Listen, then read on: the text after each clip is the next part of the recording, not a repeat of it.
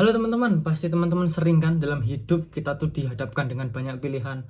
Ada pilihan baik, ada pilihan yang kurang baik, ada yang parah, ada yang membuat kita tumbuh, atau bahkan ada yang menjatuhkan kita. Itu kan pasti sering ya teman-teman kita menemukan itu.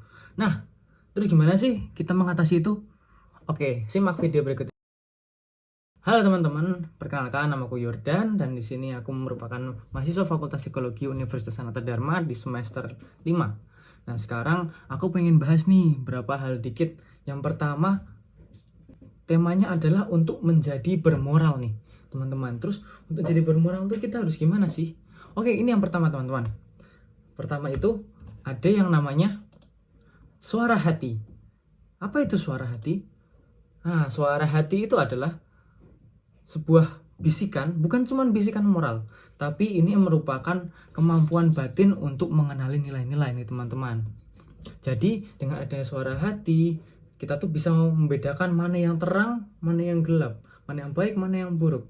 Di sisi lain sisi, suara hati ini juga muncul tidak secara instan teman-teman, tapi ini dibentuk oleh pendidikan, oleh pengalaman, oleh nilai keluarga, dan tentunya refleksi diri.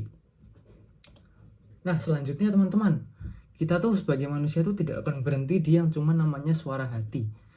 Kita sebagai manusia, terutama nih teman-teman kalau masih remaja, mungkin kita tuh sangat bebas, kita tuh pengen bebas. Maka dari itu kita tuh sangat dekat dengan apa yang namanya kebebasan dan tanggung jawab, teman-teman.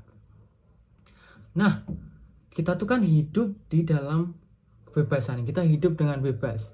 Kita bebas mau memilih jalan hidup kita bebas mau mengekspresikan diri kita, terus menentukan hubungan kita.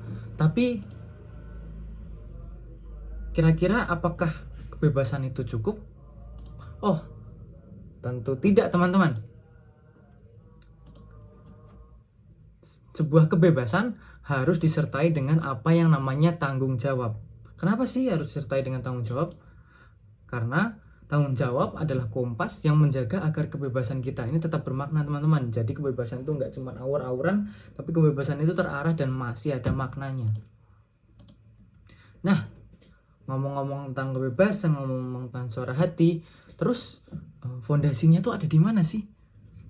Nah, disinilah kita masuk ke segmen ketiga, yaitu keluarga dan moral seksualitas.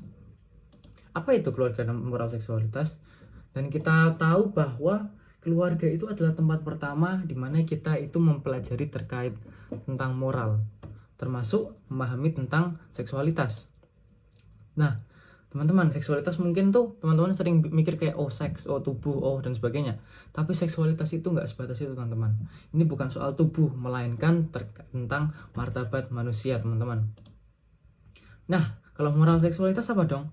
Nah, moral seksualitas ini akan membantu kita untuk menyadari bahwa setiap tindakan itu harus berlandaskan oleh cinta.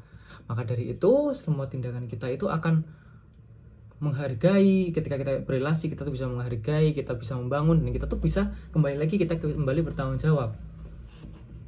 Nah, ketika keluarga itu untuk mengajarkan untuk dialog, kejujuran, nilai yang sehat, anak-anak itu akan tumbuh dengan pemahaman seksualitas yang bukan memalukan, tapi sesuatu yang dijaga dan berintegritas. Seperti itu, teman-teman. Nah, mungkin kita ada di penghujung video singkat ini. Intinya apa, teman-teman? Kita itu yang pertama, kita harus mendengarkan suara hati kita. Kita harus bisa mencari itu dan membangun itu. Kemudian kita walaupun menjadi orang bebas, kita harus bertanggung jawab. Kita tidak boleh seenaknya sendiri. Dan yang ketiga, kita harus ingat dengan apa yang namanya moral seksualitas. Agar ketika dalam berrelasi dengan siapapun itu, kita bisa berrelasi dengan berlandaskan cinta dan bukan karena hasrat nafsu kita. Sekian dari saya, terima kasih teman-teman.